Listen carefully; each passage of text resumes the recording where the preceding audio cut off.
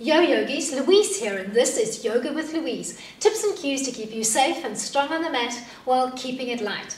Today, as promised, we're looking at bandhas, and the first question I always get, so what exactly are bandhas and why would I want to use them? So the easiest way to explain it without getting too technical and making your eyes glaze over is that bandhas or locks are locks or seals. It's a way for us to trap energy into the body so that we can maximize that energy consumption.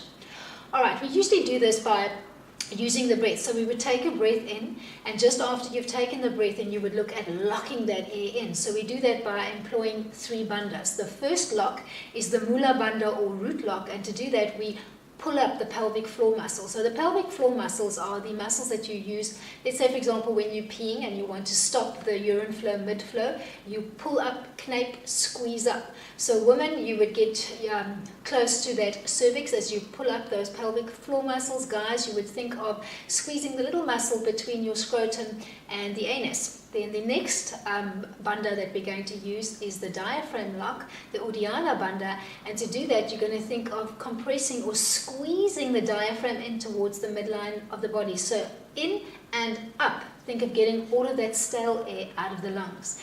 And then the last one that we're going to be using is the chin lock, the Jalandhara bandha, and to do that we simply drop the chin to the chest. So using that breath exercise that we were talking about earlier on, let's say, for example, we take an inhale in for 3 counts. You're going to start applying all 3 locks in succession.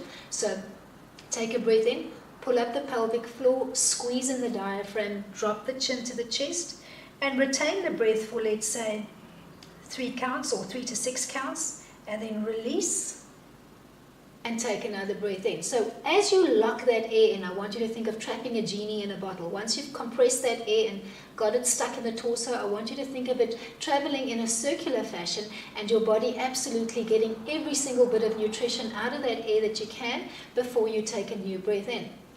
So that's fine and well from a purely breath work perspective, but how do we do that in the class when we're moving?